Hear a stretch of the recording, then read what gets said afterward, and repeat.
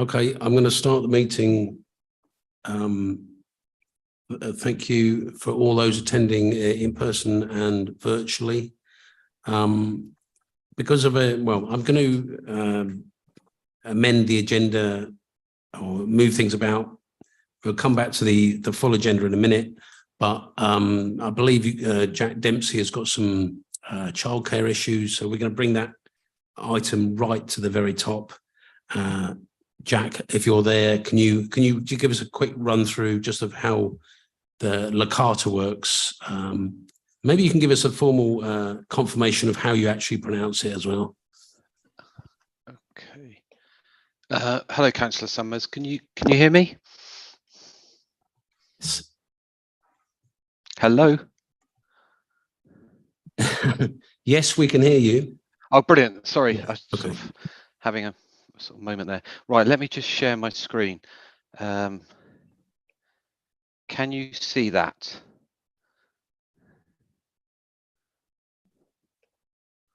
No, not at the moment. Okay, hold on a second.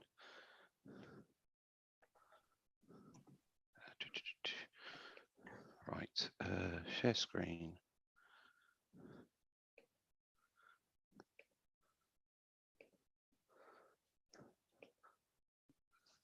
Okay, yeah. Yes, you can see that. Okay. It's one of those things, Councillor Summers, in terms of tomato and tomato. Some people will say locata, some people will say locator. I don't think there's an exact agreement, but most people seem to use locator, if that makes perfect sense. That's fine. Go ahead. Okay. Okay. So, thank you, councillors. My name is Jack Dempsey. I'm the head of allocations and accommodation. I'm based within the housing demand department. Within my remit, I have oversight of the council's housing register and allocations of social housing. So that's allocations to both existing Ealing council stock and registered providers. Just to clear one myth, a lot of residents or applicants will say, oh, I'm going to be housed by Locator. Locator is actually a company that provides the IT for our housing register and facilitates the allocations of social housing. They provide other software for homeless, temporary accommodation and other forms of sort of housing related services. The company was set up about 20 years ago in light of pilots that occurred for the concept of choice-based lettings. So it is a company that it's a non-for-profit company. It is owned by 4 local authorities in West London: Ealing, Brent, Hillingdon and Hounslow, and 3 RPs: Notting Hill Genesis, Paradigm and Catalyst. They have a board of directors. Each local authority or RP puts forward a director. I am the director for Ealing, registered with Companies House, and we are responsible for the overall strategic aims of the company to make sure that we're delivering a good service, that the IT is good, and we obviously work to a business plan and financial plan. So, application process. The application process is through the Locator website. In particular, it has Ealing on it because obviously Locator provides housing services and housing registers for many local authorities. That's what it looks like on the right hand side. So applicants apply online. They will fill out their information, pretty similar to, for example, a job application or applying for universal credit. It collects certain data. Then once completed, that's submitted, and then it is assessed by officers in the back office in accordance Sorry, with just to interrupt you. Sure. Are you moving on to other slides? We're only seeing... Yes, I have this one called application process. I've clicked. Has that moved on? And I don't know if you put it onto presentation mode, that might assist. We're only seeing the front page at the moment. Are there? Here we go. Okay. Is it easier if I do it from there? Can you see that? Yes, Appreciate this that's is not the better. full page. Okay, fine. So sorry, just to go back. So obviously on the right hand side is the page that you'll see for Ealing, the locator page for Ealing. That's where a resident would apply to the housing register. They would complete the online application form and it would be assessed by officers in accordance with the housing allocations policy, of which the revision is occurring, it's being considered tomorrow night by Cabinet. Applicants that are ineligible or don't qualify to join the register, again, we will check their applications to see if there's any exceptional circumstances. Usually reasons for not being able to join the register is you don't meet residency criteria, capital assets or income levels, or because of immigration status.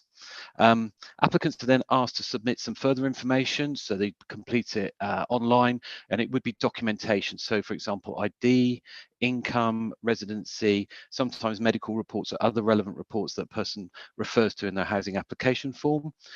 Eligible residents, those people that are allowed to join the register, then receive a priority band. So that's between bands A, B, C, and D, and then a priority date based on the information they provide.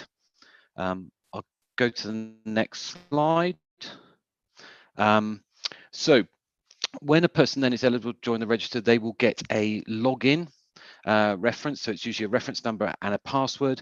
And then they can look on the IT system in terms of properties that are becoming available and are being advertised. And they can bid accordingly in terms of, for example, what they wish to be considered for. Obviously, bedroom size is set, but people can choose, for example, areas, locations, types of housing they wish to bid for or not bid for. During the process that they have an application, they can update their circumstances in terms of if they have any changes. For example, if a member of the household left, or for example, a new baby was born, if they change address or any change of circumstances, they complete the form, it goes through the locator system, and again, we will check that information and see if there's any changes to their eligibility and B, their priority band and priority date. One of the main things that people will complete is the online medical assessment form. So they can complete that for any member of the household that has medical circumstances that they wish to consider. And obviously we ask they submit any relevant clinical information or information from social workers or occupational therapists or other sort of social care professionals. And then that will be put before our principal medical officer, who will give us a recommendation. And then it will be then for the council to decide on whether any priority band should be awarded in terms of medical priority. Throughout the sort of application process, from when you make an application to when we make decisions on your applications, you do have the right to review.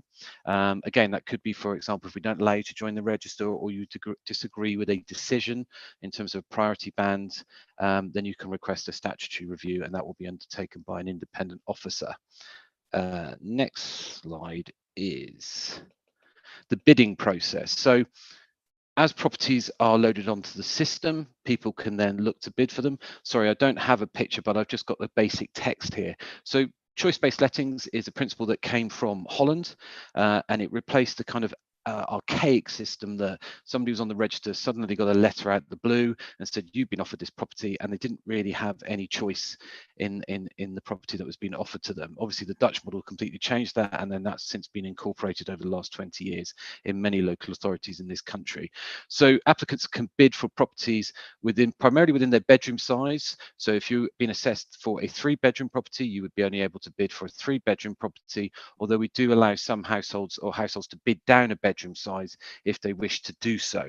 On the right hand side is the base information. Usually there's some pictures, and this is an actual live vacant property that's been advertised. So as you can see, it's a 3-bedroom property.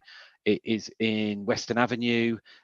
You can see the size of the property is a 3-bedroom and it's suitable for a 3 to 5 person, 5th floor, etc. So it will give basic information in terms of where it's located, who the social landlord is, rent information, and any other information in terms of the offer of accommodation.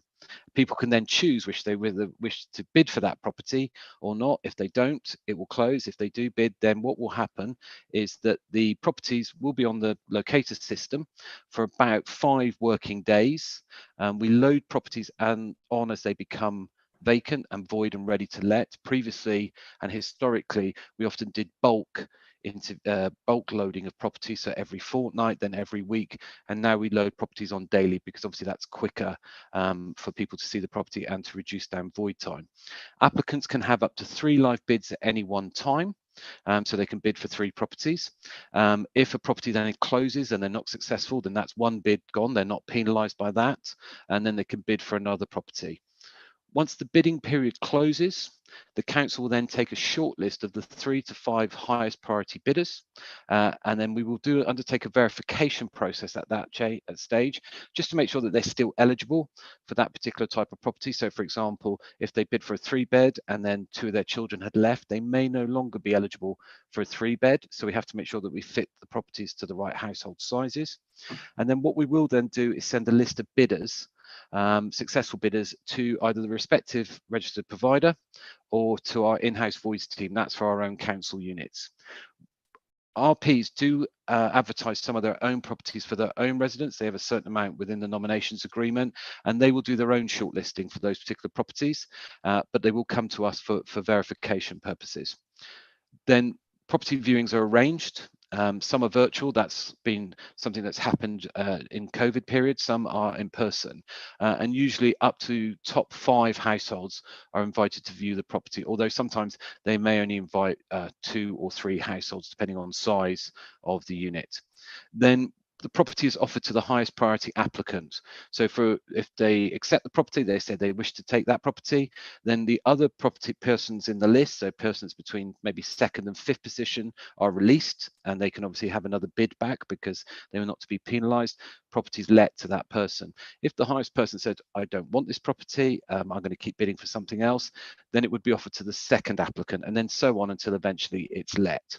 Again, we will do some additional verification. So again, it's going back just to look at income, ID, all those other details, just to make sure that the circumstances that are on the housing register application is absolutely correct.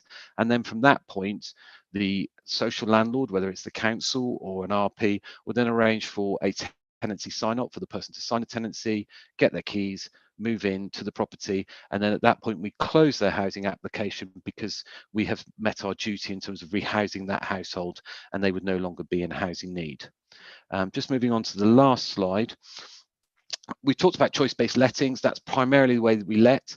We do, however, have capacity to make what we call direct offers of social housing, and these tend to be for very exceptional cases, or, for example, where we have very specific units of accommodation, for example, wheelchair accessible units or accessible units which may have major adaptations in them. So we wish to make sure that the household that moves into that property needs that type of accommodation, and it's signed off by the service head. There is also the option for auto bidding for households who may find it difficult to bid. So basically what the system will do is bid for them for every property that they can do so, and then if they are successful, they're contacted in the usual way. Information and advice on how to bid, how to complete the forms are all on the Locator IT website, and there's something called targeting housing options as well, which gives some information beyond housing. So it might give some information on job fairs, benefits advice, etc. But also what we've been doing is where we've had large developments where we've maybe had 20, 30 flats on a new build, we've usually made residents aware of that. So obviously they can then consider whether they wish to bid for it, and also they can go and look at the properties before they come available to make sure that it's where they would like to live. In terms of the team size, the applications team is 3 officers, and they oversee all the housing register applications. I've mentioned that the housing allocations policy, revised allocations policy, has been considered, I think, tomorrow night at Cabinet, and some of you may have been at Scrutiny in the summer when I presented on that. And just to give a baseline on where we are in terms of current prevailing housing conditions, we have just over 13,000 live applications on the housing register, and our projected social lets in this financial year are just over 600 expected units. That's my presentation, Councillor Stummers. Thanks very much. If you can just hold on for a second, because yeah, sure, of course I can. Yeah. I am going to come back to questions, but I've just got to rattle through a couple of things on the agenda just for correction. So apologies for absence. I don't think there are any tonight. Urgent matters, I don't believe there are any. Matters can be considered in private, I don't think there are any. Declarations of interest, has anyone got any declarations of interest? either here or online. I can't see any hands up online. Okay, in that case, we can come back to you, Jack. I've got a couple of questions. I'm sure there might be other people here who've got questions. So if I can just ask my two first. One thing is about, you mentioned that there's 4 boroughs involved. I'm just trying to get a flavour of how many people how many properties end up especially within that 600, you mentioned 600 units. How many of those are people from within the borough, or how many people from our borough sort of go find housing outside the borough? Or is it very much people sort of living, bidding within the borough? And the second question is about, whether people can back out, whether once people have sort of signed a contract and accepted a flat, is it a case of sort of buyer beware, or if they've taken a flat, they have seen it, they can't sort of later come back and say, oh, I didn't like it, it's got mold or damp, or I don't like the view or whatever. Just wonder if you could come back on that. Yeah.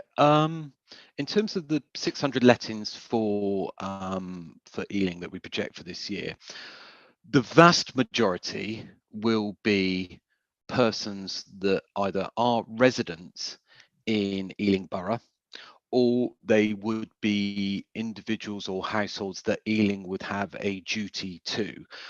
Primarily for that, with my other hat on, would be where we have accepted Ealing homeless cases where we may have placed them out of borough as being the nearest suitable temporary accommodation.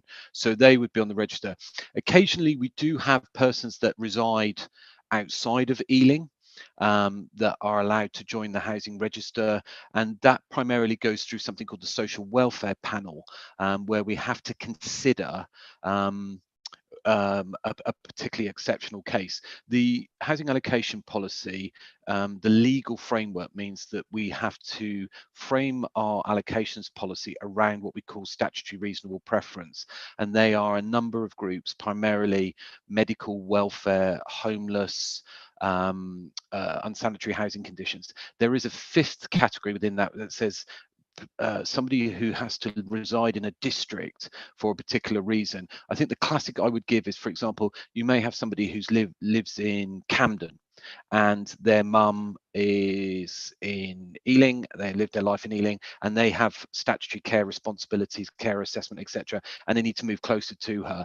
That would be a case that we may consider there's exceptional circumstances, and therefore we would allow them on the Ealing housing register. But the vast majority of people are Ealing residents, or those that Ealing hold a legal duty to. The sort of buyer beware, I mean, we try and do as much in terms of advertising, and we're trying to improve the advertising on Locator. I would prefer if Locator was almost similar to Rightmove or Zoopla in terms of the information that we give, and so people can make a more informed decision. They can go and look at the property beforehand, they can get an idea of the area, etc. And the difficulty is, though, they will go and view the property, and they really should speak to whoever the officer is viewing the property with them to sort of pound out any concerns that they may have. But once they sign a tenancy, they're kind of locked into an extent. They could cease their tenancy. The problem is that their housing application would have closed, and so they'd have to almost, unfortunately, start again. But obviously, each case has individual merits. But I think most people are quite well informed about the offers of accommodation. I would stuff like mold, obviously damp, that's not 100% ready because there's still some void works to be done. I would always suggest possibly a second viewing to make sure those works are done, because obviously once people have moved in, it becomes more difficult to do invasive works whilst they're in residence. But generally, people who will take the property, we do become mindful of cases where somebody may bid for a property and it may be entirely unsuitable for them. So you may have a person that we consider may not be able to do, for example, stairs, and they bid for a 2nd floor unlifted property. And we would then raise with them our concerns based on the clinical evidence that we would have that they've submitted to say they can't do stairs, to say, why have you bid for a 2nd floor property? And that would be a concern with us. So we do discuss and I think challenge is a sort of hard word, but we would sort of say to them, are you sure this property is suitable for you? And they would then hopefully make their own informed decision as to if it's is or not. Thank you. Councillor Weston. Thanks very much. The area I wanted to probe a little further, if I might, Jack, is that of support for people actually completing the forms on Locata. And I have recent experience of supporting a family who became homeless in my ward. And I just wondered if you could kind of talk through the support that we might make available to people, particularly those with English as a second language, sort of navigating the system, because I'm very mindful that for many people that are recently made homeless, it's an extremely stressful experience, and obviously we want to be doing all we can to support them. Appreciate that takes resource, but just interested in what we do and what we might do that other boroughs are doing. Yeah, I think we have to differentiate out between homelessness and housing register and social housing allocations. They're both, with respect, they're different legislation, Part 6, Part 7 of the 96 Housing Act, and that the housing register and allocations of social housing is not an emergency rehousing route. It's unfortunately very much the prevailing housing conditions in terms of, we have, as I said, 13,000 applications, supply of 600 units. Homelessness is a different route. And there is a route where now people will call through, they're assessed virtually, etc. And that's slightly different, and people need to go through the homelessness route if that they need emergency crisis housing at that moment in time. In terms of the housing register application, there is a lot of information on the Locator website in terms of languages, etc., for people to look at. There has been sort of a lot of work done with our libraries, so that people can log on there and complete the forms, and there's support from officers in the libraries. As I said, there is 3 officers who oversee the process. They can be contacted through either a duty phone line, which is open Monday to Friday, or there is the email system, and we can give advice to them to complete that. If we need a translation service, because if a person doesn't speak English to the point where they're going to be understanding the complexities of what we need for the information to complete the application process, we can facilitate that as much as possible. But also we would advise them, if there's relevant community groups that may be able to assist them in borough, then we will redirect them to those organisations. But a lot of people have been using the libraries more recently to complete the forms and do bidding, etc. And we do get some feedback from officers in the library. If people are struggling, we can contact them and try and explain to them what they would need to do. I understand where you're coming from in terms of the homeless route. I think also there has been a sort of that digital shift in terms of, especially with universal credit. A lot of our residents have become much more understanding of the online application process, because universal credit is primarily initially that route as well. But we can give support where people are struggling. What we have had to do is move away from paper forms to the online process, because then people take very much control, and it's very much a self-service type approach to completing their forms. Yeah, you want to come back on that? Yeah, thanks very much for that, Jack. I suppose for me, I completely understand the difference between the homelessness system. The point that I was trying to make is actually that the person had to then go on to bid on Locator for properties. So completely get that. I think for me, what you're describing isn't the experience that my constituent had. So there's a bit of a mismatch in terms of the kind of the theory and the practice, if you like. And I just wonder, is that because we're not proactively advertising the phone lines? Some people aren't sort of online, and particularly if you've just been made homeless, probably you're not going to be in a position to be able to necessarily afford to pay for a phone contract with internet access. So I just wonder if there's more that we could do in that space to kind of proactively demonstrate that we do have alternative routes and support in place. Yeah, I mean, I can take that back with colleagues who have been doing a lot of the sort of customer service hub type work in the libraries, and kind of feedback some of the comments that you've made, Councillor Weston, and see where we can improve that. The number is okay. It's difficult to say because it is advertised on the council's website, but generally, for example, the library staff would know where to look in terms of our housing pages on our council website. So I think that's kind of a good resource, but also a lot of those officers have had training in the libraries in terms of generic housing advice, when a homeless route is better than maybe a housing register route, and they know who to contact in our services. And obviously, you know, I'm quite happy, Councillor Weston, to take the case outside of this in terms of to have a look at it, or one of my managers can have a look at it to see, because I mean, there's always continuous improvement, and ensuring that, you know, fair access to services is kind of absolutely key, and we always need to refresh that and review that accordingly, where certain households that are coming through members' correspondence are struggling to access kind of the base information that other residents are being able to access. Okay, I've got a couple more questions. One from Councillor Mohammed, who's online.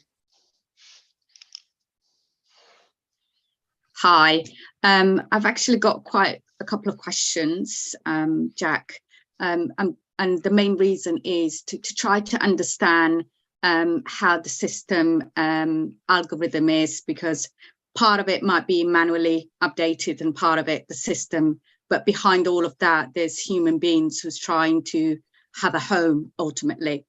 So my first question is that you mentioned about there's 5 properties or similar published on the Locata system. I don't know, did you say weekly or anything like that, that there is new properties published on the system? How does that get loaded up? Is it something that is automatically done and it's allocated to people who match the number of rooms they require, or is it manually uploaded and then allocated to different families who might match the need of those kind of properties? My second question is, properties on average in Ealing, they're like 2 bedrooms. And more we have more families, larger families who need more than 2 bedroom. However, when they go on the Locata, they're not able to bid because they do not match their requirement. Is there a leeway where, I think you mentioned something about people who might bid for properties where there's stairs and they can't go upstairs for medical reason? Is there a leeway where you can monitor, or the system can give you an alert where it can be compromised, because ultimately those families might say, actually, I will never get a 5 bedroom or 4 bedroom, and there's a 3 bedroom that came up, and I'm happy to actually move on to that property. Is there a case by case sort of a decision made in that regard, if they willing to do that? And my last question is, you mentioned in the beginning of your presentation that the system is actually shared with housing association like Catalyst. The system that you share, is it one central system where there might be residents within Ealing Borough who either outgrown their properties and they're trying to bid for properties? Is there like a shared stock that you share with those your other companies or housing association that you work together? Because I have come across cases where it's a Catalyst resident, but they were originally a Ealing landlord, but Ealing resident, but their landlord now is Catalyst, and it's they're kind of stuck in the middle. They want a bigger property, but Ealing is actually saying, we're not your landlord, and Catalyst cannot find a home, and they're using 2 parts of the locator, which kind of defeats its purpose. Thank you. Okay, Councillor Mohammed. Right, let me remember all these. So the first one is, in terms of property advertisements, when a property is ready to let, either internally within the council's voids team, because they're responsible for the physical property turnaround, or within an RP, they'll tell us a property is ready. We will ask for the relevant information on that property, which is kind of what I showed you in one of the slides for that particular property in terms of size, etc. And then we place those properties onto the system. And so, as I said, roughly there's up to 5 days, slightly more sometimes, that people can bid for those properties. They can look at the property and then get the information on the property and then consider whether they wish to bid for the property. The matching doesn't really occur until the property advertisement has closed. So we give that period of time for all those relevant residents to apply for that, to bid for that property. And then once it closes, at that point, then we take the shortlist. And then we will look at those applicants on there, and then we may disregard or bypass some of them. For example, if the first place person already had an offer and they're locked into that offer, then we would move to the second place person as being the sort of highest applicant. And then we would get the shortlist of highest applicants, pass that to either our voids team or the relevant RP. So they're not sort of matched directly. It's people bid, they choose. That's the principle of choice-based lettings. And then when the shortlist closes, that's when the back office work kicks in, and then we work out who is the most suitable applicants based on the right bedroom size, their priority band, their priority date, etc. And that's who we then put forward. Larger families, I totally understand, and we are very much hamstrung and cuffed by what becomes available for lettings. So for example, larger properties are less likely to come around, but whilst I'm probably going to annoy some of my colleagues who are going to speak later, I would suggest you bang the drum for large properties like I do, because unfortunately those requiring 4, 5, 6 bedroom properties will have to wait the longest, because they're often not in the new build program, and sometimes they are mainly only available because of relets, because a family has moved on and then the other person, the primary tenant, has asked to maybe downsize, which we do a lot of work with that, and then that frees up a 4 or 5 bed. Council also does some work where we have some maybe 3 bedrooms and we try and do loft conversions to make 4 and 5 bedroom properties, so that we increase the supply for larger families, because yes, unfortunately they will wait the longest period of time compared to people needing 1s and 2 beds. So I'll let you kind of bang the drum against colleagues who are going to speak in a bit in terms of the development program. The other point you made about, for example, a catalyst tenant. Local authorities have what we call nomination agreements with registered providers. So usually what happens is when the property's built, the first lets, the council will take 100% of those lets. So we will then let, and then after that, the standard nomination agreement is that for any 2-bed or larger unit that becomes available, we get 75% of the nominations. So 4 become available in a year, we take 3. The RP keeps 1 for their own transfer list. If they don't have their own transfer list, sometimes they will offer it back to us. For 1 beds and bed sits, it's 50% to us for relet and 50% to the RP. We're increasingly asking for more. So in certain areas, for example, areas which fall within the Old Oak Park Common development, we are asking for 100% of new lets and 100% of relets, because we realise that there's less social housing available, and we need to maximise for our applicants on the housing register to make sure that we try and get as much availability of social housing for them to be considered for. The nuance with tenants who are RP tenants is they can have a application with Ealing on the housing register on Locator, and that would then be in accordance with our housing allocations policy. And then, but they could apply to their respective housing association, because that would be more a transfer list, and then they'd be considered against their transfer allocations policy. So they can have 2 applications. The primary difference is the application with Ealing, it's our policy, they're assessed against our policy, and it primarily properties in Ealing. And then for somebody, for example, like Catalyst, and obviously Catalyst has now merged into Peabody, which is a very, very large housing association, they can then be considered for other Peabody and Catalyst properties, which may be in Ealing, but also could be in Hounslow, Brent, etc. So peripheral boroughs, possibly further afield compared to where they have stock, and obviously their stock area is now widened against their allocations policy. So it gives them two choices, but sometimes there'll be a differential in their assessment because our allocations policy will be that, and the transfer allocations policy may be slightly different.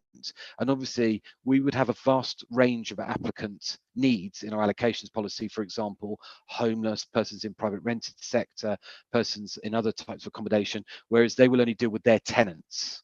So those residents who are RP residents do have a bonus of having the ability to have two applications, albeit one's a transfer application and one is a council housing register application, and it may give them some more choice, but the choice is likely to be properties within their own stock, which may not be in this borough. I hope that explains that. It's quite a long answer, Councillor Mohammed. Sorry if it's it is. No, thank you. I understand, because it kind of, in a way, it's good to have a choice on your last answer. Thank you. But it's also can cause a delay or blockage if you are bidding two. And when you mentioned about using one system, Catalyst and Ealing, I thought, if it's one system, why can't you not merge it together? So there's one application for one family rather than having two. It's a system, I guess, and like you said, you've got different policies. Thank you. Okay, thanks for those questions and those answers. Just just on that point, increasingly some are. Oh, sorry. Go ahead. Sorry, just for Councillor Mohammed, increasingly some of the RPs are no longer having transfer lists. So we've seen that with some of the RPs over the last few years, and they just advise their clients to approach their local authority. So hopefully that may give some consistency in terms of need against other applicants, etc. And we're just generally, because obviously it's a sort of heavy administration to keep a transfer list, and obviously we have a statutory responsibility for a housing register, so it sometimes is easier for us to deal with that. So, but that depends association by association. Sorry, Councillor Summers. Yeah, no, thanks a lot. Just a bit of an acronym buster. You're referring to RPs, obviously registered provider. Yes. But, I mean, to those who don't know, you're basically mean housing associations largely. Yes, that's correct. Okay. Next question from Councillor Kingston. I'd just like to know how well this is promoted. Because I would imagine, I don't want to make sweeping generalizations, that people who are most in need of this are possibly the least tech savvy. Like, would, for example, social workers and doctor surgeries be made aware of this? And finally, have you got a way of finding out how people do first come into contact with the service? Right, that's everything. Okay, I would say the council social workers are pretty au fait with it. We get regular correspondence from colleagues in both children and adults. We do presentations to various social work teams in terms of housing as a whole, because the housing is a large subject, not just for example, our tenancy management and our landlord duties. We will also talk to them about homelessness, and we'll talk to them about housing register, temporary accommodation, etc. So, and we have lots of ongoing correspondence with social workers. Social workers will provide a large amount of evidence. They're one of the primary evidence providers for medical and social welfare cases. So I would think that the vast majority of them will either know about locator, know about the housing register, or would know to come and speak to us in terms of the relevant officers to do so. GPs, we do have some contact with colleagues in public health, and actually we're doing a little bit of work because obviously GPs are providing clinical reports. Sometimes we request those, and sometimes it's the resident that will go to them and request supporting letters, etc. And there's been a recent email correspondence. I'm waiting to speak to a colleague in public health to speak to sort of GP forum. I've previously done that in another local authority where we had a number of GPs speak to us and we did a presentation for them. So I think we're in early discussions there, but I know a lot of the GPs will be aware of the council's housing duties in the main and will be able to redirect them to us, and then obviously we'll take up inquiries and respond accordingly. I think people will understand housing waiting lists, housing registers, or whatever names it's given to it. Locator is just the IT system in this case. So I think, you know, a lot of advocacy agents, social workers, community organisations, etc., are aware of our housing register. People contact us regularly by email and by phone in terms of what to discuss their housing options. The Homeless Reduction Act, which was introduced in 2017, put a lot of information and also duty on pretty much looking at prevention and relief, and some of that is looking at whether social housing is an option for residents. For example, if you had an elderly person in a private rented, the landlord wanted the property back, it may be that, you know, for example, sheltered housing could be a better option, and we would be able to give advice about what their options are, where they may wish to live, what their I don't want to say what their chances are, but you understand what I mean by that in terms of the likelihood of them being successful based on how long they've got in accommodation before, for example, the landlord wanted the property back. So we've done a lot of information on the website. We speak to a lot of community groups. We have a homelessness forum every quarter. We have probably up to 30 to 50 community organisations that come to that forum, and we use them as very much a way of spreading information through their community networks, so that it gets to people maybe that we wouldn't get to in the first instance. They may prefer to approach a community organisation, and they will then come to us and act for them as an advocate and advise them, and we would advise them accordingly. So that homelessness forum, I think, is an excellent example. Doesn't happen in many other local authorities, and it's a good way for us to explain changes that are happening, whether that's legislation or practice, and just what's the best ways for people to contact us, and also managing some of the expectations around what housing is available in different tenure types. Okay, thanks. I think the last question we have is from Councillor Stafford. Thank you very much. Two questions. You mentioned there were about 13,000 people on the housing waiting list, and you said that about 600 properties come up each year. Even if it was just simply a first on, first off system, that would take people 20 years. The person who's 12,999, that would take them 20 years to get a property. And of course, it's not a first on, first off system. There's a priority ranking. So there'll be a whole host of people at sort of lower priority ranking who will never, ever get a property. What encouragement, help, support, advice is being given to them to find some alternative properties? And also, are you looking at the people who perhaps are somewhere on the list, perhaps even higher on the list, but who never bid for any properties that come up? Is there a sort of cut-off point where you say, well, you've never bid on any properties, and therefore we're going to remove you or suggest you do something else? That's my sort of question on that. Specifically on Locator, in your opinion, is it the best system? You mentioned you wanted to look more like a Rightmove Zoopla. Are there any plans to improve it along those lines? And what are other boroughs who are not part of the Locator system doing better than us that we should be doing? Okay, right. On the first one, so to the 13,000 households that are on the housing register, I would say it's obviously quite fluid in terms of people moving between bands, etc. I would say probably about 350 or so are in band A. I would say probably about 550 to 600 are in band B. Probably then we're looking between 5,500 to 6,000 in band C and band D. The persons in band A, for example, are often in a very strong position. And in the olden days, prior to choice-based lettings, they would have been the people who had been made what we would have called direct offers. You're top of the list, here's a property, here it goes to you. And sometimes that worked, and sometimes it didn't. It affected, lots of refusals and lots of void time. So choice-based lettings allows people to choose what they bid for. The largest group that actually gets rehoused is band C. They are the largest number, but also it does give some information on the register in terms of, we do talk about sort of generic waiting times so that people understand that. So for example, band C 3-bedroom could be, for example, a waiting time potentially of 10 years. So we do give that information out, but I would say just because you're band A, not everybody bids all the time.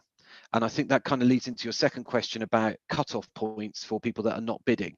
We do contact people to ask them why they're not bidding, but we're just mindful that if their housing circumstances haven't changed, and we, for example, made them a band B medical, they may not have been able to bid because there may not have been any suitable properties for them.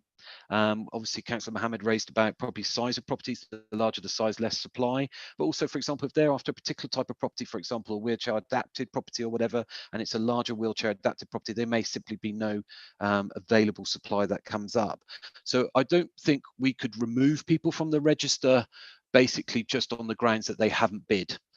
Because they would argue, and probably quite successfully, their housing circumstances have not changed. They're still in housing need. It's the same housing need, and there's nothing in our allocations policy that would be draconian enough to remove them from the register for that particular reason. Locator, I mean, there's probably about 4-5 systems that do choice-based lettings. We've obviously have a contractual obligation with Locator, but also we're tied in as an owner of that organization.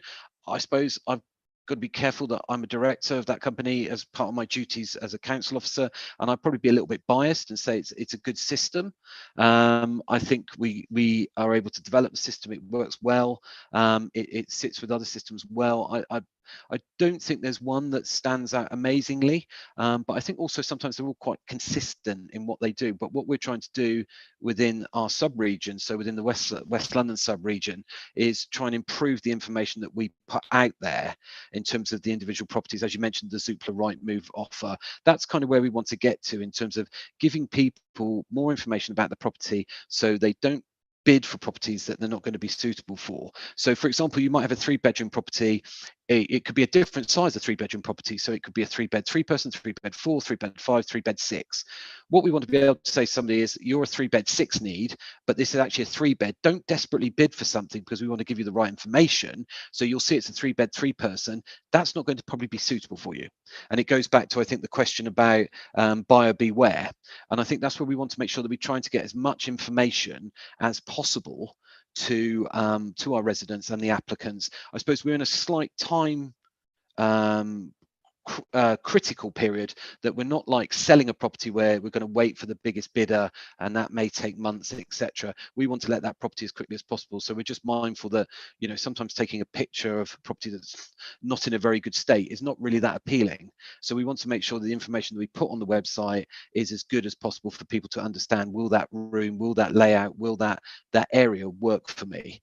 I will say a lot of our residents are incredibly savvy in terms of when they see the properties go out, they go and visit straight away. They will email us questions, etc. So that's an ongoing dialogue. So in some ways, some of our kind of work is almost like that of an estate agent trying to explain to them, well, this would work, that wouldn't work. Have you thought about that, etc. There's the nearest transport hub, etc., etc. So I think our residents are very savvy and very, very well informed, and also will do their good checks and balances before they consider bidding for a property.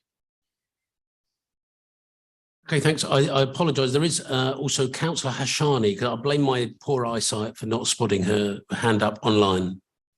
It's okay, Councillor Summer. Thank you so much, and thanks, Jack, for the presentation and actually for answering all these questions. And you've kind of answered the question that I had in mind, which was essentially about provisions for people with mental health issues, with things going on in their lives. So I can imagine, you know, if you're going through a really tough time, mental health issues or other health issues, you might find it difficult to take that time to bid and to look and you know, and all of that. And I'm just wondering, how does that penalize like someone in that situation? And what are the provisions that we're taking to make sure that actually, you know, they are able to get it on in the process and they're not overtaken by people that are much savvier and and looking intently. So yeah, that was my question, which you partly answered, I have to say. Yeah, I suppose just on that point, you may have savvier people, but the priority band and the priority date are absolutely core. And therefore, somebody who could be, some people compare it to almost like eBay in terms of the bidding process, etc. But if you don't have enough priority, but there's a person who may have medical conditions, etc., who's maybe a higher priority, they will be the first person, you know, or the higher person that would be considered. So, for example, if somebody was band A, had mental health, you know, conditions, if they bid for the property, they would go through the same due process. They'd be, you know, shortlisted, invited to view, etc. And then, you know, they can then consider whether it's right for them.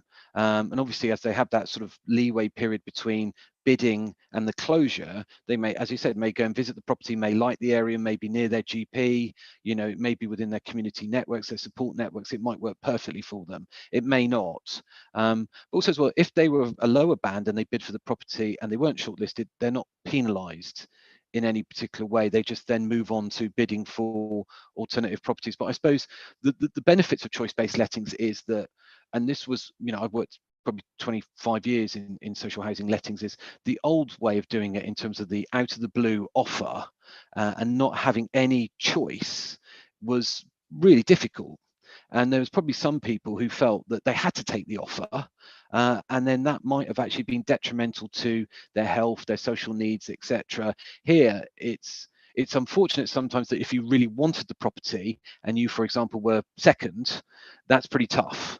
But it also means that you've gone through the process, you understand the process, you're a bit more experienced about the process. It may help your bidding to be a bit more tactical, etc. You may think about, well, certain properties may be really sought after, so bidding for those, you know, because we do also show the results of the bids from previous weeks to say who got what property in terms of what band and what priority day. So people start to understand, for example, some blocks, some areas may be a higher demand than other areas. So it just helps people to understand. Obviously, with somebody with mental health, they may have a social worker or a CPN or a support worker, etc., who could be able to help them. And obviously, again, we're available for contact and advice, etc. And we can only steer people in terms of saying, you know, that area might not be a good area for you based on, you know, what you've told us, but, you know, if you feel confident, etc., and you've got the right support networks, maybe that might work. But it's just waiting. Sometimes it is all supply based at the end of the day. What we have, that's all we can put on the system for people to bid for. That's the frustration of this. There's not enough social housing to move 13,000 households as quickly as we would like to. Okay, thanks very much for your time, Jack. I'll let you have the rest of the evening off, and we'll move on to the Thank you very much. Back to the agenda. Thank you very much, Councillor Summers. Thank you. Okay, so the next item that we have to do is the minutes, approving the minutes of the last meeting in November. Does anyone have any issues on those? No, I can't see any hands up, so they are approved. I will sign them in a moment. And then we're going to move on to item 6, which is the new housing and homelessness strategy, which is about to be constructed. So we're going to have somebody from PRD to do a presentation on that, if they are here. Hi everyone, that's me. So yeah, thanks for inviting me along. My name's Chris Paddock, and I work for a company called PRD. Our work is primarily in economic and social research related to places, and we've done a number of different commissions with Ealing over the last year or so. We produced a study called Industrious Ealing, and we also wrote an inclusive economy evidence base for the borough. And alongside that, we produced sort of statistical baselines for each of the 7 towns that make up the borough. And subsequent to that, we've now been asked to look at the housing and homelessness strategy. Now, as you quite rightly note, that's at an early stage in its development. So what I'm going to talk to you about today is the evidence that we've looked at, and we've done quite a deep evidence assessment around housing and homelessness within the borough to try and understand some of the factors that influence that and use that to influence how the borough might form a strategy in the future. So I've got some slides to share with you, sort of taking you through that, exploring a few hypotheses that we've got, and then I'll finish that presentation just with an outline of where we think the strategy might go in terms of its structure. Okay, so I was just going to say that we'll, if anyone's got any questions, just make a note of it, and we'll bring them in at the end.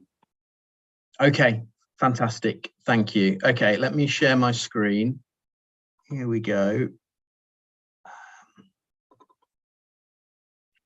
Can you see that if I turn it into a presentation? Can I see it? Yes. Okay, is that working as a presentation or now? Is that full screen? Great. Okay. So this, one second.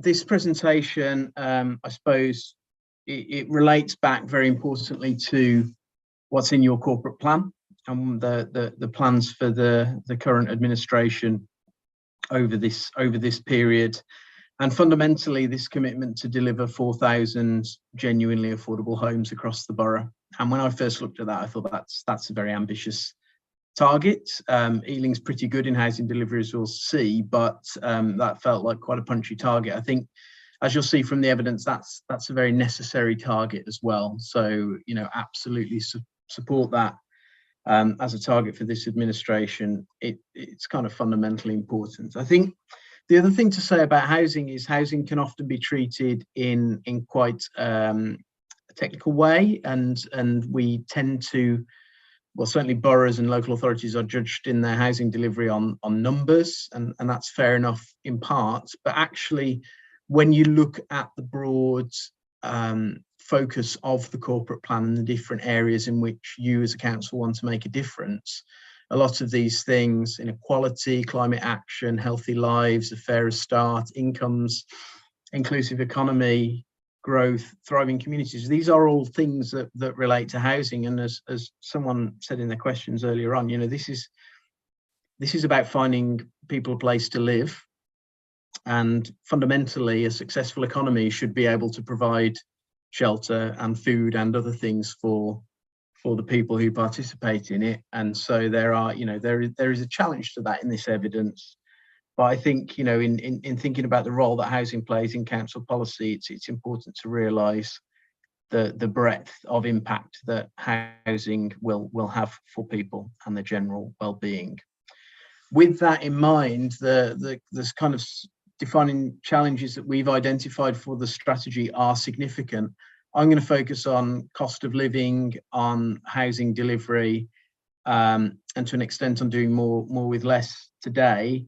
But we do need to recognise that a lot of this housing delivery and this delivery of this genuinely affordable homes target will take place in the context of a climate emergency that will drive up costs, decreasing budgets, and an aspiration to deliver high quality, which also comes with cost implications. So as we think about delivery and we think about the strategy that we're developing, we've kind of twin tracking that, because there are fundamental things that need to happen now, and there are statutory responsibilities for the council that you need to be aware of and deliver against. But there are also fundamental things about the housing market which are, in my view, completely broken and require systemic change. And the council needs to position itself to respond to that challenge, even though a lot of it isn't directly your fault, and form a more effective lobby and practice to respond to that.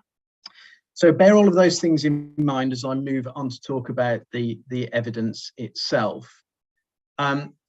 There's a few stats here which kind of summarize, and again I'm providing these to provide a bit of background as I go through the detail. But the average house price in Ealing is around £525,000, which is about £15,000 more than London. So already quite an expensive place to buy a home. When you look at the low quartile, so the sort of bottom 25% of house prices, that's at £385,000 a year. So, you know, even at the cheaper end, Ealing is quite an expensive place to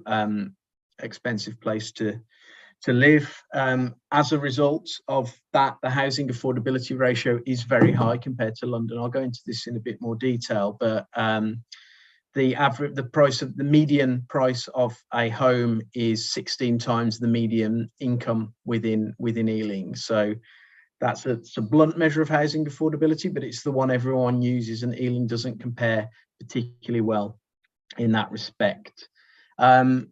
The median rent in Ealing is around £1,500 a month, but we know that that is increasing, and Ealing is increasingly becoming a private rental housing market. So that is now the most dominant tenure within the borough. Around 30% of residents in Ealing are living in privately rented accommodation, which has increased quite significantly over the last 10 or so years. I mentioned the climate emergency. It's worth just saying briefly that 40% of your CO2 emissions come from domestic properties. So whilst we're talking about affordability today, it's again worth bearing in mind that the most significant proportion of CO2 emissions from property come from residential uses. So that is an additional challenge that we have to think about. And 57% of properties are in EPC D or worse. And what we also see when we map that is that tends to expose the poorer people within the borough to the least energy efficient properties. So part of the challenge in itself. But where I'm going to start in terms of the more detailed evidence is actually talking about the economy of Ealing as a whole. This was a piece of work we did looking at inclusive economy in Ealing. And when we read all the previous strategy and comments and research on the borough, it painted a picture of a relatively productive, quite economically dynamic borough. But when we had a look at this kind of a year ago, that wasn't really what we found, and we felt there were some quite fundamental challenges in terms of the economy of the borough, not least the average earnings, which are amongst the lowest in London. So yeah, 30th out of the 33 London boroughs, and the quite significant increase of number of children living within absolute low income households, and the observation that we were able to make, the correlation that we were able to make, that the increase in children living in absolute low income households was almost 100% driven by households where at least one person was in work. So there's a lot of talk about work not paying, and although wages are increasing, still a lot of people in the sort of lower quartiles of income relying on low wage jobs that are not providing an income to enable you to have a rewarding and fulfilling life, and particularly to engage with the property market. And this has kind of fundamental effects on the way your economy is able to function, because if people have less money and housing is taking a more significant part of their income, then they have less choice, and that affects their mobility within the labour market, affects their ability to access training, it affects their ability to stay in work and stay in the same place to work. And that fundamentally affects the competitiveness of your economy. If people have less choice, then they have less time for ideas and innovation. And as that becomes an issue for a more significant amount of the population, that becomes more of an issue for your economy. Housing is also obviously a well-being issue as well. And the COVID-19 pandemic kind of shone a light on that in a way that we probably hadn't seen before. Certainly I hadn't seen before, in terms of the role that housing plays, particularly when people are asked to stay at home, to their sort of health and well-being. And certainly, you know, a lot of the press that we see at the moment around quality of housing and issues like black mold specifically, you know, are shine quite a negative light on the relationship between housing and health and well-being. And then finally, but equally importantly, is housing a social justice issue as well. So if you look at there is a disproportionality in the impact of the challenges within the housing market on ethnic minority groups. And BAME households are 4 times more likely to live in overcrowded accommodation and more likely to live in poverty. So, you know, that is something that needs to be factored in the consideration of the response to all of this.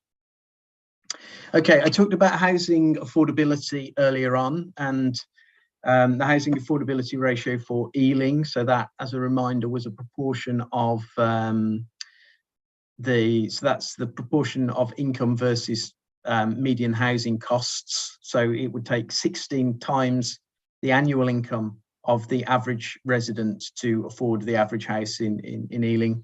That's quite significantly above the London average, and more, it's always been above the London average over the last 20 years, but more significantly so, and rising at a faster rate at the moment. Where that plays out geographically is in the map on the right, and actually that tends to be really less likely in the most severely deprived areas of the borough, but certainly in areas like Ealing, Acton and Hanwell, there are, you know, significant pockets of very high affordability ratios there. I mean, across the borough, it's too high, but specifically in those locations. We'll come on to talk about why that is in a second.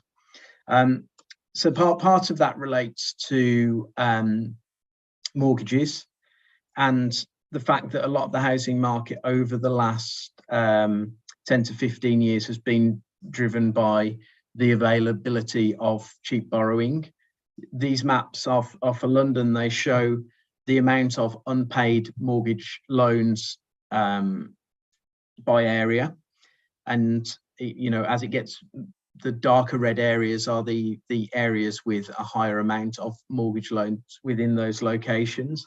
And what we see there is that there are parts of the east of the borough where there are significant parts of the population who have very big mortgages on average, and they are exposed to interest rate rises, obviously. And when we look at research from the Resolution Foundation, that tells us that London is more exposed than other cities to that. So we can assume from all of that different evidence that there are significant parts of the population of Ealing, of locations within Ealing, who have been able to pay a high price for their homes, but are now very exposed to a challenge around mortgages. But this is obviously not just a mortgage problem. There is this ongoing issue about rent as well. Now, rental data is notoriously laggy in so much as it's never really up to date at the level you're able to access from the Office of National Statistics. And I'll come on to some more contemporary data that we've used to map some of this from Zoopla in a second. But Ealing's had a sort of about average rent rise over the last 10 years, over the last decade, not as high as some, but still, you know, much higher than inflation rent rises, before we take into account the impact of what's been happening with inflation in the last in the last couple of years, but certainly within the last 6 months. I think it's worth reflecting that this is not just a London issue. There is a global rental squeeze in big cities at the moment. And Financial Times have been doing some really great research on this, which gives us more contemporary data at a city level, and it makes comparisons with other cities. London's probably the worst, but other cities like Paris, Berlin, Munich, New York are facing similar problems in terms of the rental squeeze. But they estimate, this Financial Times research estimates a sort of almost 10% year-on-year increase in the last year or two in terms of rents, and that equates to around an additional £124 a month. Now, what we're able to do with a little bit of jiggery-pokery, we were as at PRD, we were kind of frustrated with the lack of good information on the experience of renters and our ability to provide better analysis on the impacts of the cost of living. So what we've done, using some of that data that Financial Times use, which comes from Zoopla and is pretty good real-time data, and then other costs that people will incur, whether that's travel to work, food, water, energy, council tax, other essential items. We've built a tool which enables us to look at household makeups in different boroughs of London and the amount of money they might be expected to spend in a month, and then subsequently the amount of money that they might have left over, and look at different scenarios of how that might play out. So this is kind of we just modelled here a school teacher and a local government officer living with one child in Ealing, travelling to work in Ealing and central London respectively, and looked at what we might expect them to spend on different things.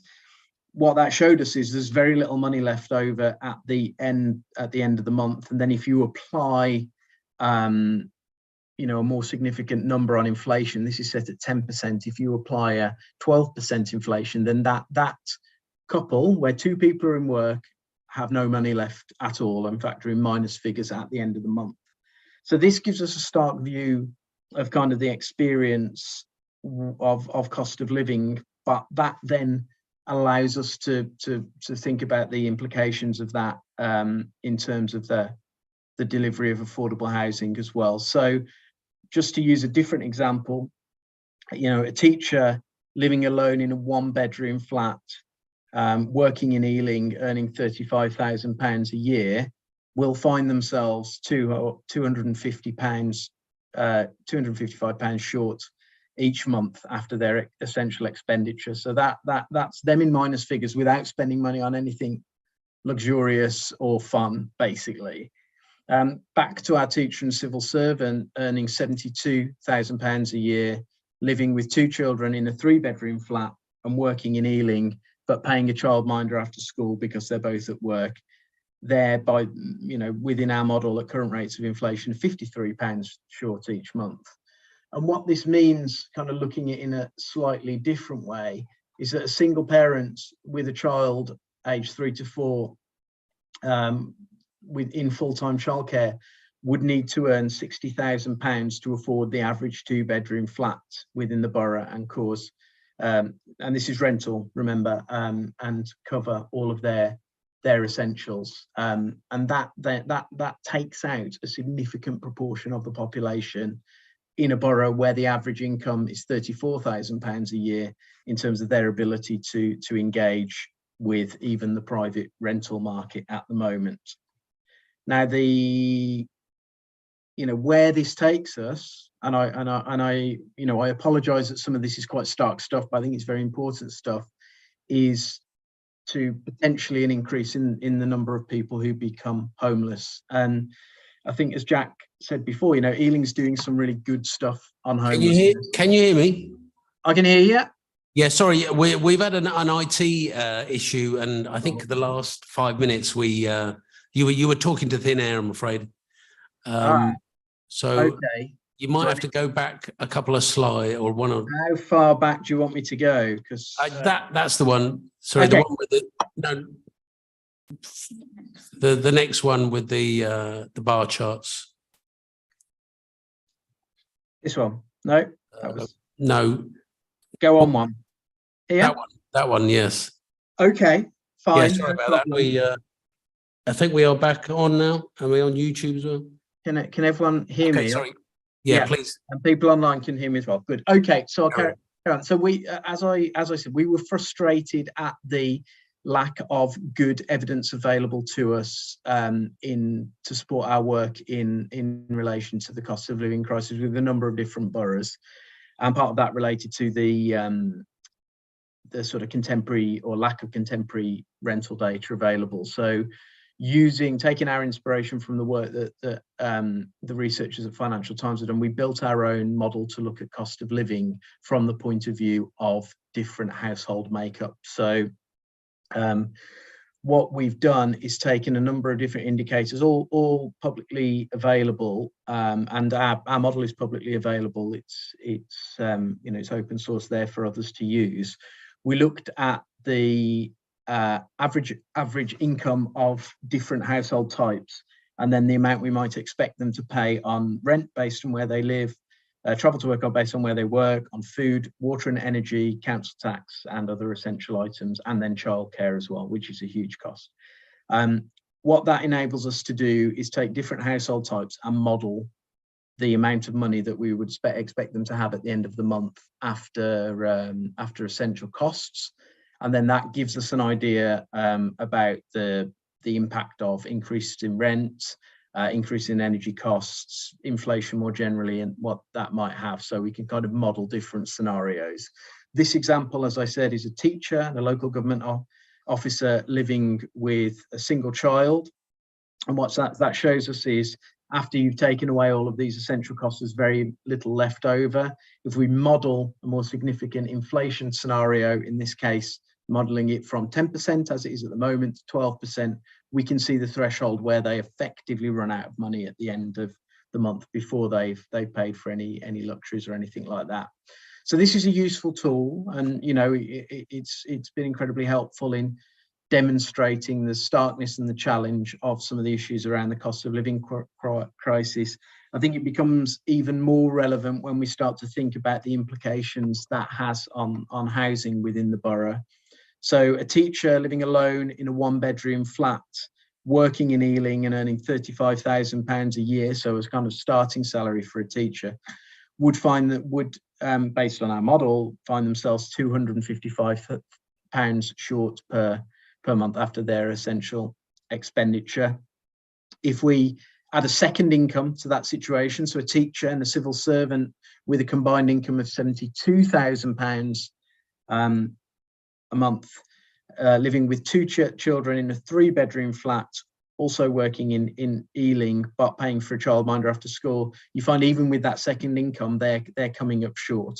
And what this tells us, if we turn it on its head a little bit, is that if you're a single person with a child aged 3 to 4 paying for full-time childcare, you would need to have £60,000 a year to afford the average 2-bedroom flat in the borough and still cover the bare essentials. Now, we know that the average income in Ealing is low. It's about £35,000 a year. So a significant proportion of the population are unable to afford rent within Ealing. Now, the market will correct itself a bit, but unfortunately, the upshot of this is we would expect to be an increase in homelessness. And talking to people within the homelessness team, they're telling us of a significant increase in demand, from a point where Ealing has already has quite persistent high unemployment. And I think, where things are at the moment, keeping the unemployment rate, the homelessness rate the same, would probably be a success, because I think there is significant additional demand. And some research, the left-hand column there from Shelter that came out this month, kind of bears that out. Ealing's got the 10th highest rate of homelessness in the UK. 1 in every 53 residents is classified as homeless. There are about 7,000 residents, which equates to about 2,500 families in temporary accommodation, of which half are children. And Shelter's research kind of shows that 80% of residents in temporary accommodation have actually been there for longer than 12 months as well. So there are more people moving towards homelessness and in some cases subsequently rough sleeping, because of the conditions that we're identifying within the data, and that's going to be a significant challenge over the coming years. And Ealing's a borough that does pretty well in terms of its performance on homelessness, and things like the Homelessness Forum are examples of innovation that other boroughs don't have. So yeah, it's a challenge, and it's a stark one. It's probably worth reflecting on delivery briefly before I finish. I think, in the context of everything we've talked about, Ealing has, in the numbers game, done a good job over the last few years.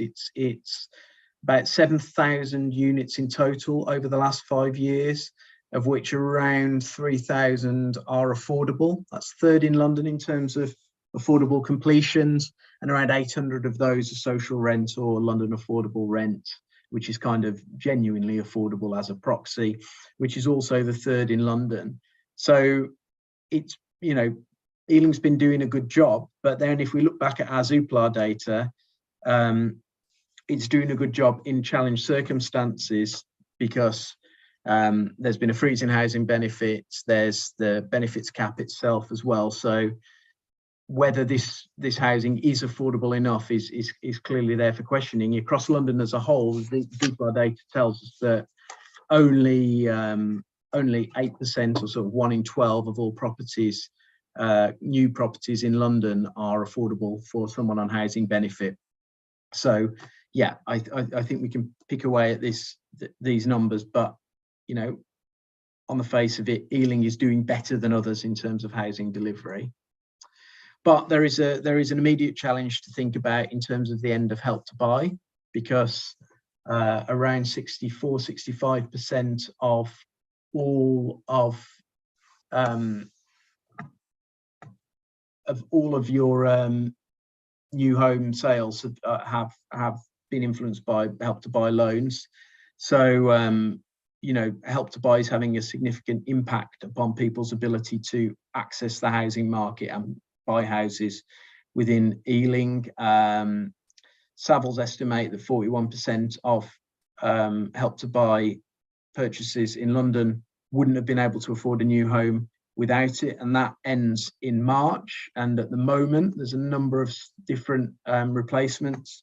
The main government-sponsored replacement being First Homes, which isn't recognised by the GLA as being appropriate or affordable in the context of London. So there will be a further challenge to supply, in addition to increasing build costs and more challenging market conditions, which will affect Ealing's ability to even keep on delivering at the level it has been quite successfully over the last 5 years. Finally, you guys know this, but you know, the challenge for the council on increasing supply is just the ongoing cuts to public budgets. I don't need to talk to councillors about that, but fundamentally, in terms of the borough coming up with its own solutions to some of these challenges, that's obviously compromised by that as well, and we acknowledge that. Finally, just to finish, in terms of the shape of the strategy itself and the themes we're exploring, we're making our sort of #1 priority theme delivering well-managed, genuinely affordable homes in line with your corporate plan, but recognising there'll need to be an increase in the overall supply of homes in the borough if you are to achieve that target. So you need more market homes if that's going to happen, and that's going to be severely challenged by some of the factors that I mentioned, not least cost inflation. Within the strategy, we talk about delivering safer, more appropriate, but also carbon neutral homes, and reflect upon the role that housing will play in Ealing achieving its ambitions around the climate emergency. We talk about working in partnership to prevent homelessness and rough sleeping, something that the borough is doing pretty well, but will become a more significant challenge going forward. Looking after residents within the private rented sector, it's become an increasingly important part of the borough's housing tenure mix, and so that needs fair recognition within the strategy. And then finally, recognising the links I've just talked about in terms of inequality and housing, and recognising that, and this has already been talked about in the previous session, there are going to be, you know, specific needs for specific vulnerable residents, which will need their own specific solutions. So we need to explore how we do that within the strategy as well. And going back to where I started, you know, some of this is statutory and needs to be done in the short term, but we also need to create space for thinking about what comes next, because at the moment, the housing market isn't working well enough for Ealing at all. Thanks very much for that. Although you paint a rather a depressing picture, which I'm afraid that the facts don't lie. I'm going to open it up to questions and also for people to make points in a minute. I've got just a couple of questions of my own. Firstly, in your slides, you talk about 22% decrease in the number of residents renting from local authority or housing association. I'm just wondering when that was from? Is that from 2010? And if you can give us an idea of what's called, is that simply due to right to buy, or? Sorry, I missed the first part of the question there. Apologies. Your slide, one of them refers to a 22% decrease in the number of residents renting from local authority or housing association. I was just wondering when that is from. Is that from 10 years ago or 50 years ago, or? I think that's over the last 10 years. Okay, yeah, and is that simply due to right to buy? What other factors would have caused that? It might be a number of different factors that could have caused that. It could be related to supply. It could be related to other products or other ways of engaging with the housing market. I must admit, I'll need to take that away because I'm not 100% sure of exactly what sits behind that. It's quite a surprising figure, a big decrease anyway. My other question is about Crossrail. You were saying that already, large parts of the borough are sort of unaffordable, or there's this 16 times earnings needed to buy somewhere. But with Crossrail, significant parts of the borough are going to become, that's going to heat up the housing market even more, you would have thought. So that may be a factor. Yeah, I definitely. Elizabeth Line, to give it its official name. Yeah. So yes, I think that is a factor, and obviously there's a lot of hope value. A lot of development in London happens around stations. There was a lot of land value speculation around Crossrail really over the last sort of 10, 20 years, which will have had an effect on your house prices, and that will probably continue. I think that has probably exposed a lot of people to larger mortgages, which is why you see the mortgage exposure being more significant in all that mortgage exposure map almost follows Crossrail, because you've got more expensive properties there and people taking bigger mortgages to buy them. So I agree that will have played a part in increasing the affordability, the lack of affordability within the borough, for sure. Cleany. Hi, Chris. Thank you so much for the lovely presentation. You did mention in one of the slides about BAME households, that they are 4 times more likely to be more living in poverty and less able to have their private homes. Just wondering, where did you come? Where does it come from? Is it from the IMD? Is it? No, that's research done. That's research done by the Runnymede Trust and also by Trust for London. And I'll have to dig out the exact citations of that. But that was research that was the Runnymede Trust research was from about 2021, and then Trust for London have followed that up. The big issue it identifies for BAME households is overcrowding as well. Okay. Which is very disproportionate.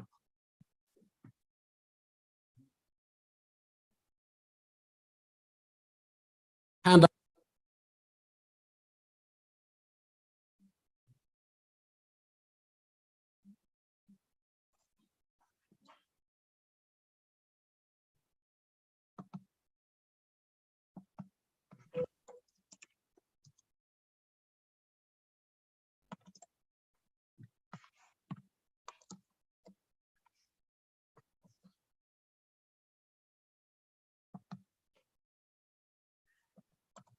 sorry, is it Alicia Kennedy? Would you like to ask your question? Yes, thank you, Chair. And hi, Chris. My name's Alyssa. I'm the Director of Generation Rent. So I've got 2 questions, unsurprisingly, about the private rented section and comments. And the first is, yes, we're aware that the ending of private renting tenancy is a driver of homelessness.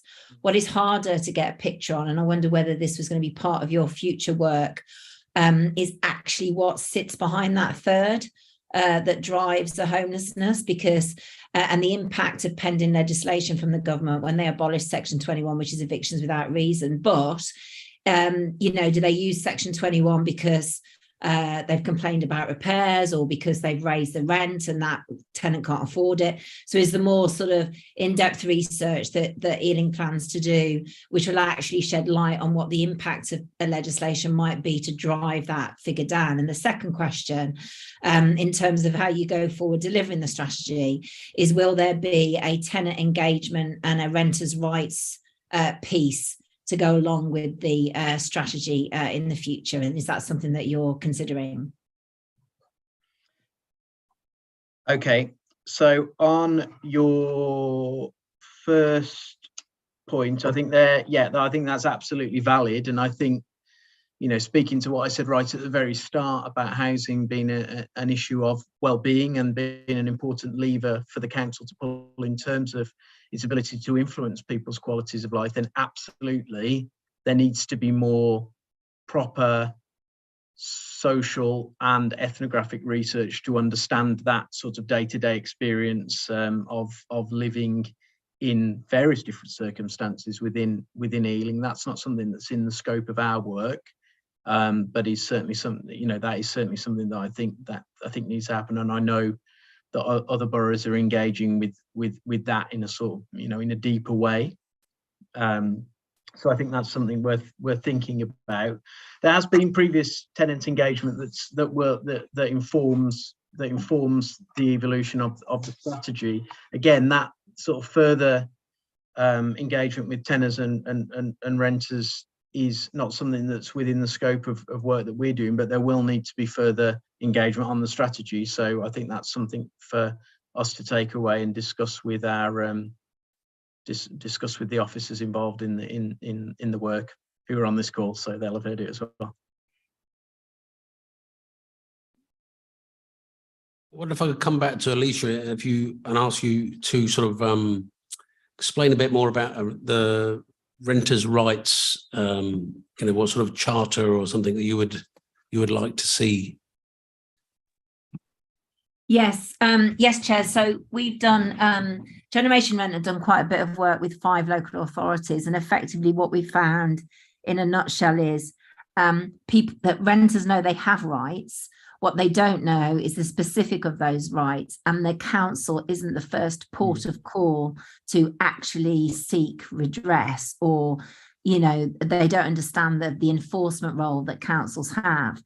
And when it's pointed out to them, then they're only delighted to actually approach the council for the help in terms of enforcement of repairs or EPC or heat or noise or whatever. So, and I've got a document we've called Engaging Local Authorities, which summarises all the research that we did, and we've developed a private tenant engagement charter, which goes through how a local authority can use the data that they have really to engage private renters, because you have a lot of information about private renters that sit within the borough, but it's in different parts of the department, different parts of the council.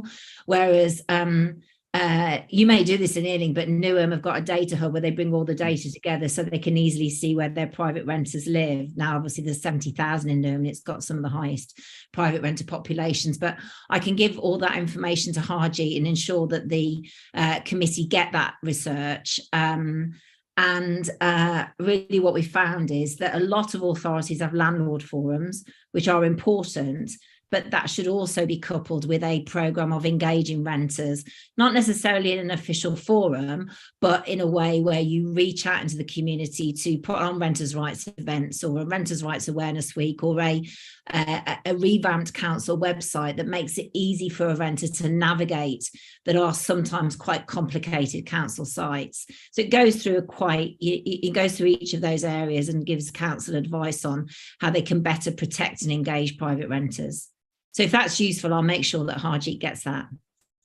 Thanks. Yeah, I can see that might be sort of little recommendation is half forming in my mind about that. Okay. And I know the council is planning to rejig its website, so that that might be something we could add to it. Okay, Councillor Kingston. Yes, just thanks for your presentation.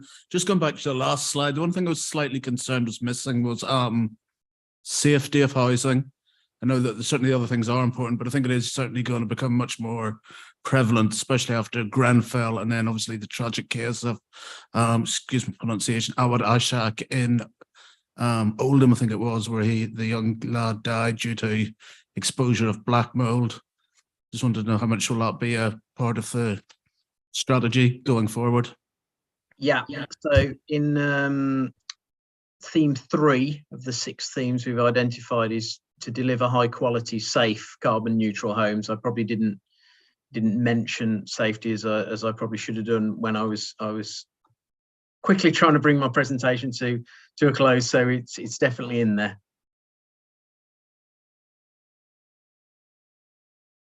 Okay, has anybody else got any other questions or suggestions? Okay, we're gonna leave it there. We will come up with some recommendations, I think, before the end of the meeting. But thanks for that. I was actually one last question from me about you're talking about the increases in rent. Obviously, rent control policy is not something that we would be able to bring in, or even the Mayor of London could bring in. But is it is your evidence that rents had started going up, before interest rates? So it's not as if people, renting had to put their rents up because their mortgage has gone up. They were, rents were being put up anyway, just as simply supply and demand, presumably. Yeah, absolutely. And Alicia's probably better place to talk about this. But yeah, all the evidence suggests that the rent costs were going up before interest rates, and also before energy costs went up as well. Okay, so yeah, and I'm not going to make a party political point, but rent controls might have helped. But okay, right. Thanks very much for your presentation, and we'll move on to the next item of the agenda, I think. Thank you. Great. Thank you. Thanks for your time. Okay, yeah, we're going to. So do we need to come up with the recommendations now on that, or? Yeah. Okay, I don't know if anyone else has got any particular recommendations they want to put. They can be as sort of ill-formed as necessary. They don't have to be word for word, but if there's anything that you would like to, add as a recommendation for this strategy, which is going to be, put together in the next few months. Yeah, Councillor. Yeah. There's a time building these things, but I don't want to be knocked out in 20 years' time.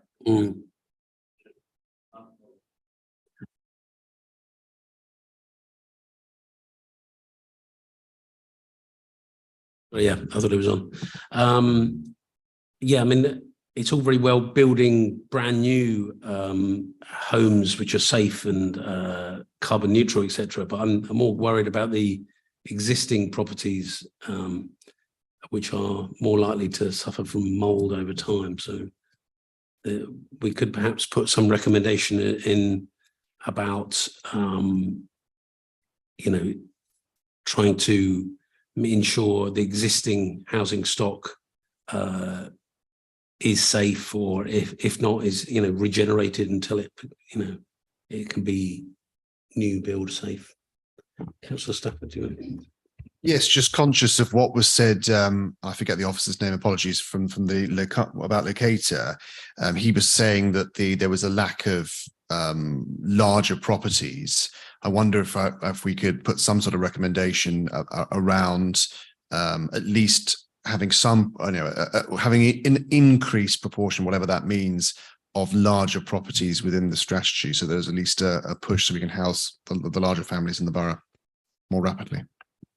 Yeah, and I also like the idea of the converting existing properties into, loft conversions and any other, if we can extend an existing house to make it a 4-bedroom, 5-bedroom, that might be more cost effective than yeah. So we could add a recommendation about that, trying to increase our availability of sort of large family size properties.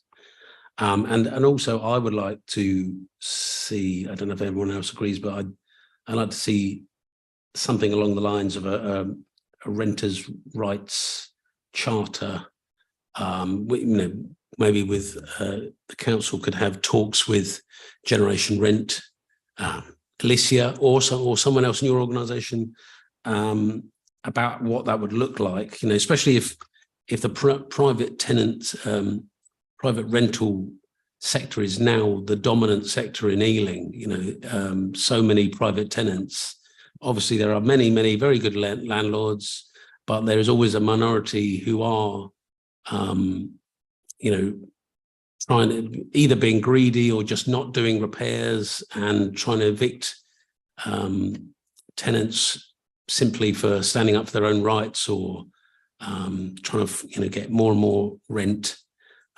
So I would like us to do to recommend a possible building in a renters' rights charter, and also to increase tenants' awareness of their rights, maybe on the council's website, etc.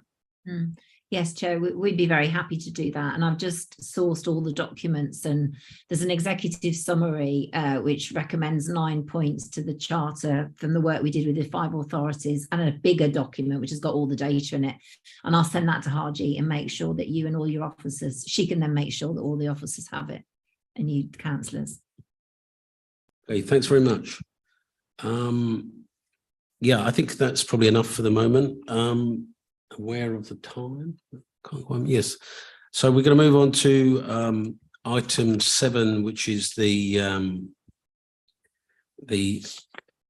housing development programme, which I think it's Mr. Towell is going to speak on this. This is going to be quite a short item, I think, but probably not a great deal to say. But do you want to bring us up to speed? Indeed, Councillor Simons, thank you very much. I'll share my screen.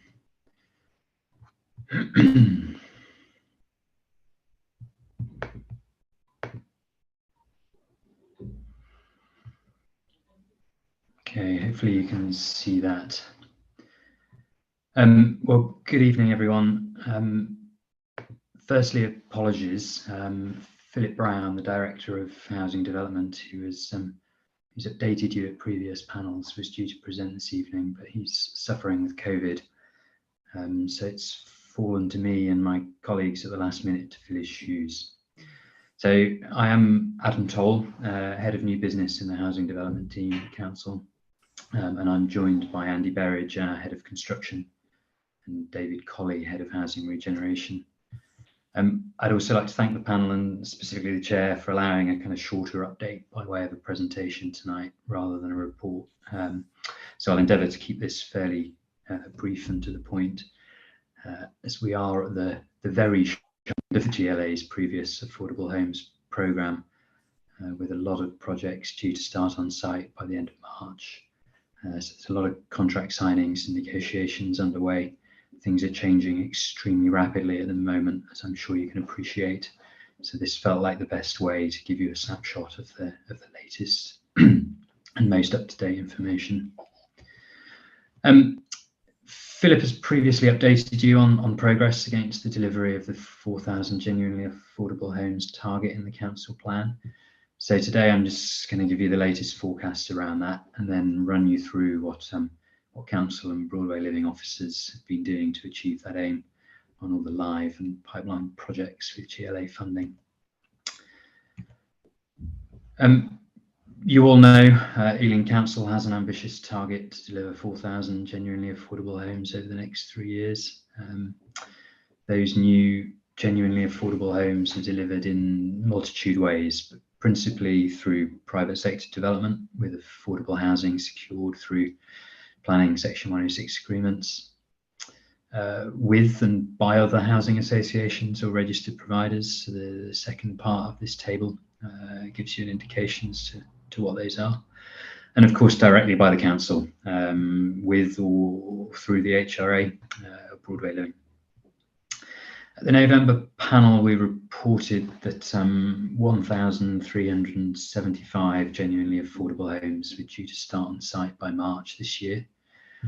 That number has fallen slightly to 1,263, as you can see here, principally because of the economic challenges the council and other housing deliverers face, and which were outlined in the last report.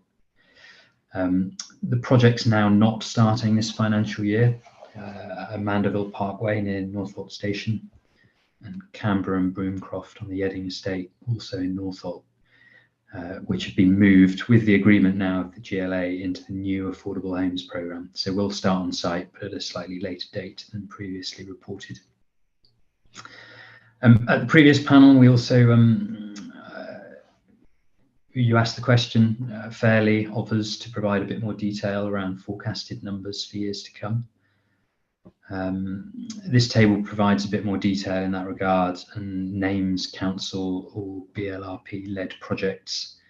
There is a sizable further contribution from known third-party projects, but the panel will hopefully understand the details around many of those are commercially sensitive at the moment until they're actually secured, so they're not on this list. But we also continue to work on our own pipeline and with partners such as those we heard from in November, but also more closely with new ones such as the OPDC on identifying new projects which will be required to make up the outstanding 1,000 or so homes towards that 4,000 target. This map shows the sort of healthy spread of council-led and partnership schemes across the borough. Some of the gaps, notably that north of Acton, which falls under the OPDC, are areas we want to intervene and grow our pipeline. So this is a current focus supported by things like the recent good news of a sizable revenue grant from the GLA to build capacity and involvement there.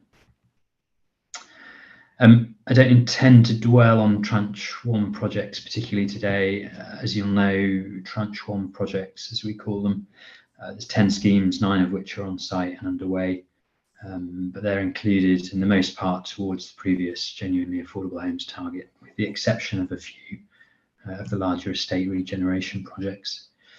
However, this is a quick reminder of those schemes being led by BLRP, and those generally multi-phase, large and complex estate regeneration projects being delivered with partners. You'll see a few of these later phases at Greenman Lane, Dean Gardens, South Acton, which are due to start in the coming year or two and accounted towards the 4,000 target and are included in those earlier forecasts.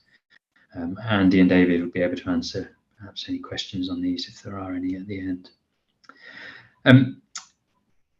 There's been a great deal of activity around Tranche 2 projects since we met you in November. We previously reported that a BLRP Tranche 2 financial plan for 8 projects was approved by Cabinet earlier in 2022 for delivery of just over 560 new genuinely affordable homes towards the 4,000 target, all of which were due to start on site before the end of March this year. That number's reduced. The anticipated number now stands at 279, with the rest, as I mentioned earlier, moving into subsequent years under the new GLA programme. However, we've had very fruitful discussions and negotiations with the GLA since November, and as of only last week, we've secured nearly 10 million additional grant to ensure the viability and deliverability of these projects, which was looking extremely touch and go after the economic downturn of early summer and following the former Chancellor's mini budget. This level of additional grant would not be sufficient to enable delivery by BLRP as planned at current interest rates. So these schemes are now being delivered within the HRA and form part of the HRA financial plan to go before Cabinet tomorrow night. Pre-contract services agreements are due to be signed on each of these projects in the coming days, and we're going to Cabinet in February for approval to enter into the main works contracts on Lexington, Northolt and Sussex. Percival House is a slight outlier in that list, as it's a partnership between the council and the Vistry Group, who have recently merged with Countryside to deliver, as you know, a pretty ambitious mixed-use development, including the new headquarters for the council, a new library, community hub, over 450 new homes, a fair proportion of which be affordable homes and retained by the council. This project was the subject of a cabinet report in December, principally to approve the acquisition of the affordable housing to the council's housing revenue account and inset the scheme within the HRA capital programme. We're currently finalising grant details and right to buy receipt usage with the GLA and finalising the heads of terms with the electricity provider and entering into the relevant agreements to guarantee that the council can secure vacant possession of the existing substation on site, which is the last remaining condition precedent in the development agreement before we can start on site in March. Last but not least, the Tranche 3 schemes. These are those included in the GLA's 2021-26 grant programme. Following entering into the grant agreement with the GLA at the end of last year, and at the request of the GLA, a bid has now been made to remove and substitute projects within the programme. Northolt High School, which is 175 homes, has now been removed, as it's now unavailable as a housing site due to constraints attached to DFE funding for the school rebuild, and having been identified for an additional SEN school. The other one is Hanwell Children's Centre, which has come out of the programme following further consultation with the service. It will now remain as a children's centre. But Mandeville Road, now 106 homes, Broomcroft Avenue, now 42 homes, in Canberra Drive, which is now proposed. We were just having this discussion around larger family-sized properties. Canberra Drive is now proposed as 9 family houses, has been added to this programme with revised grant rates. But also a requirement to switch what was London affordable rent homes to social rent, as per the new grant conditions of the new programme. An indicative bid has also been made for a further 92 homes to secure the remaining grant. The revised bid is for 472 homes compared to 449 previously. The amount of grant remains the same, circa 110 million. And then the Ealing Council and HRA side of the bid remains the same, taking the total houses of all tenures up to just over 1,000. The GLA has informed us that no formal process has yet been confirmed for changes to that programme. We understand there's sort of back in negotiations with government, so no time frame has been set out for agreeing those changes, but we are kind of ready and waiting and doing what we can to hit the ground running in the next few months to appoint project teams and get these underway. And that's all. A quick whistle stop tour, but hopefully that's useful further information from November's update. Thanks very much. Has anybody got any questions on that?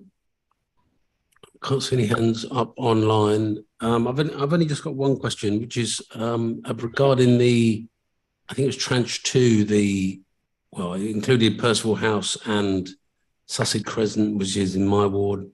Those properties which are now going to be HRA built rather than BLRP, would they be eventually, when they are built, they would become right to buy properties? They would be eventually eligible for right to buy, unlike if they were Broadway living? Yes, that would be the case. There are discussions going on that around BLRP buying those back subject to more favourable borrowing rates in the near future. All right, thanks. I just wanted to clarify that. Okay, well, thanks very much. And we will have another update either from you. I hope Philip is better at the next meeting. Thank you. Thank you very much. Yeah, and speaking of which, the next item is the panel's work programme.